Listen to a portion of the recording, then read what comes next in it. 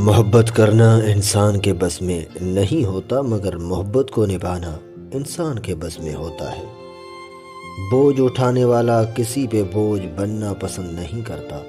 جو تمہاری خاموشی سے تمہاری تکلیف کو اندازہ نہ کر سکے، اس کے سامنے زبان سے اظہار کرنا صرف لفظوں کو ضائع کرنا ہے۔ ان لوگوں کو کھونے سے ڈرو جن کے نزدیک دوستی کے رشتے خون کے رشتوں سے زیادہ عزیز ہوتے ہیں۔ جب کوئی تمہارا دل دکھائے تو ناراض مت ہونا، کیونکہ قدرت کا قانون ہے، جس درخت کا پھل زیادہ میٹھا ہوتا ہے لوگ پتھر بھی اسی کو مارتے ہیں۔ اچھے لوگ سڑک کے کنارے لگی روشنیوں کے ماد ہوتے ہیں، جو فاصلے تو کم نہیں کرتے، البتہ راستے کو چلنے والوں کے لیے آسان ضرور بنا دیتے ہیں۔ سستی ایک ایسی دھوپ ہے جو اچھے سے اچھے وجود کو جلا کر راکھ کر دیتی ہے۔ سچائی ایسی دوا ہے جس کی لذت کڑوی مگر تاثیر میٹھی ہوتی ہے۔ زبان کی حفاظت کرو، کیونکہ عزت و ذلت کی یہی ذمہ دار ہے۔ انسان ہمیشہ اپنے دوست سے اور درخت ہمیشہ اپنے پھل سے پہچانا جاتا ہے۔ جس شخص کے اچھے دوست ہوتے ہیں وہ کبھی بھی غریب نہیں ہوتا۔ مومن کا اتنا علم کافی ہے کہ وہ اللہ سے ڈرتا رہے۔ علم اگر عمل میں بدل جائے تو شخصیت چمک اٹھتی ہے۔ انسان کا خود پسندی میں مبتلا ہو جانا خود اپنے عقل سے حسد کرنا ہے۔ زندگی اتنے اچھے طریقے سے جیو کہ موت کو بھی شکست ہو جائے۔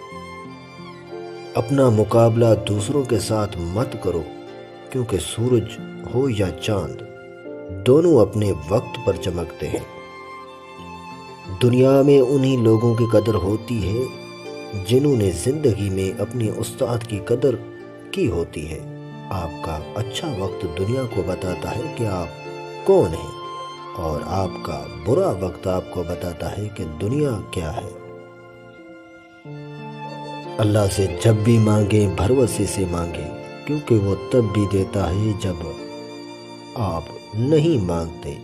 پھر یہ کیسے ممکن ہے کہ آپ مانگیں اور وہ عطا نہ کرے؟ دنیا میں صرف سکون ہوتا تو لوگ اللہ کو بھول جاتے۔ سکون تو صرف ان لوگوں کے پاس ہے جو اللہ کی رضا کو اپنی رضا سمجھتے ہیں۔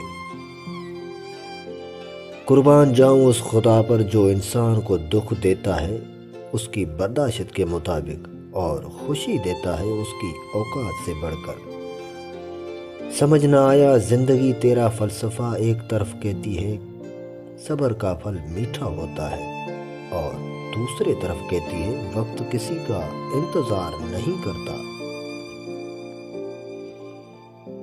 کسی بزرگ سے کہا گیا کچھ نصیحت کر دے، فرمایا بس دھیان رکھنا کوئی اللہ سے تمہاری شکایت نہ کرے۔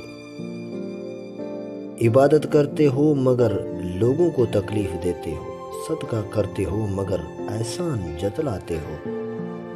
اپنی نیکیاں ایسی تھیلی میں جمع نہ کرو جس میں سوراخ ہو جائے۔ جو مل رہا ہے وہی تمہارے لیے بہتر ہے۔ تم نہیں جانتے لیکن دینے والا خوب جانتا ہے۔